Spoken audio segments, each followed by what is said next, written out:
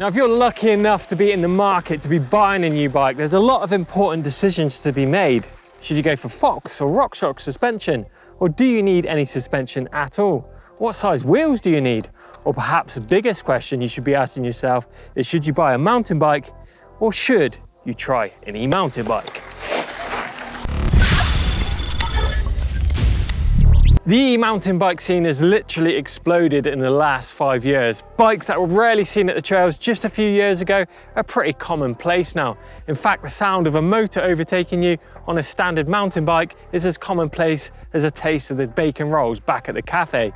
You certainly won't be alone out on the trails on an e-bike. One word of warning, when it comes to e-bikes, they are highly addictive, and I guarantee you will be riding with a big smile on your face and you'll probably instantly want to buy one.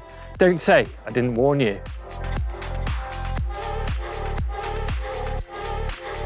So what might put you off buying an e-mountain bike? Well, first thing is probably going to be the weight of the bike. And yet they are pretty heavy if you pick them up on the shop floor. But out on the trail, that weight instantly disappears and it appears in amazing grip, amazing suspension action, and a bike that will literally grip and turn as you want it. And boy, don't they like to jump too. They're super stable in the air, giving you massive confidence. And next on the list is probably going to be price. And yep, they are expensive, but high-end normal mountain bikes are pretty pricey too. But with an e-mountain bike, you're getting so much more. A motor, a battery, an operating system, and possibly an app that connects to it via a smartphone. And next on the list is probably going to be reliability of the whole system and the motor.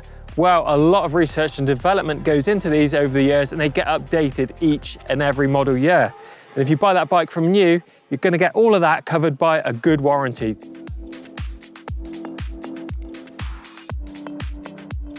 Then there is the speed limiter of these bikes. Now, all of these bikes are going to be limited to a certain assisted top speed.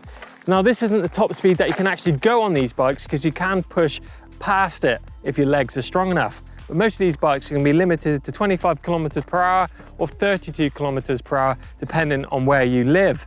Now, this isn't a problem if you're riding your bike in the places that it was designed for. You know, if you're riding it on the tarmac, then yes, the limiter could give you problems. But it's a bit like saying that your off-road Land Rover isn't a great motorway machine.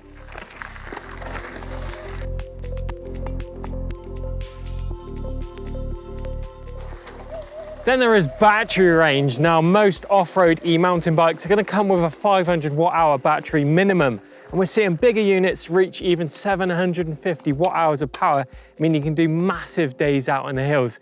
You can go much further and faster than you ever could on a normal mountain bike.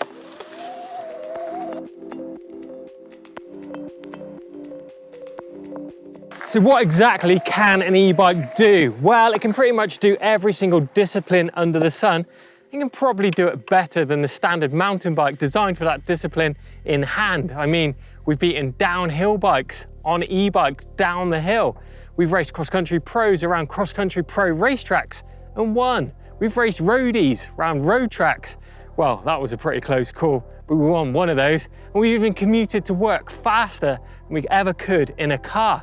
The list is pretty much endless.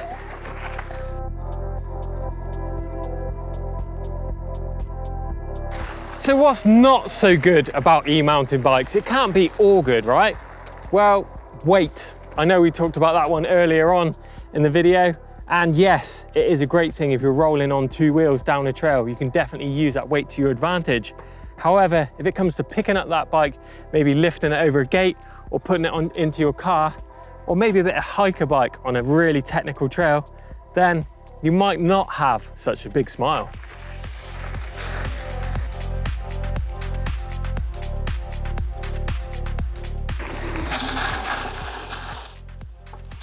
Then there's the transporting of your e-bike. It's not quite as simple as sticking your bike on the roof rack and driving to the trails really easily. In fact, an e-mountain bike requires special racks, usually can fit on your tow bar to cope with that weight, or if you're lucky, you might have a van.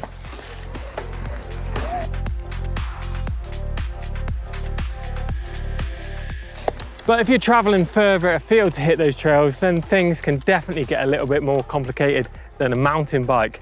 With an e-mountain bike, you're currently not allowed to fly with your battery in place. No airline will allow you to fly with that big battery. So it's a choice of either renting one out when you get to your location or trying to ship that battery out a few days before you're due to arrive.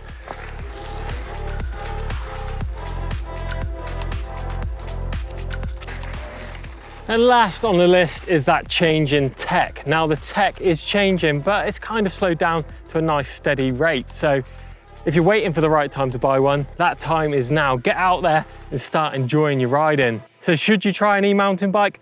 I definitely think so, but don't say I didn't warn you. Get involved in the comments box down below about how an e-bike changed your riding for the better. Love to hear that. Give us a thumbs up if you enjoyed this one. Don't forget to subscribe to us here on EMBN, and I shall see you on the trails.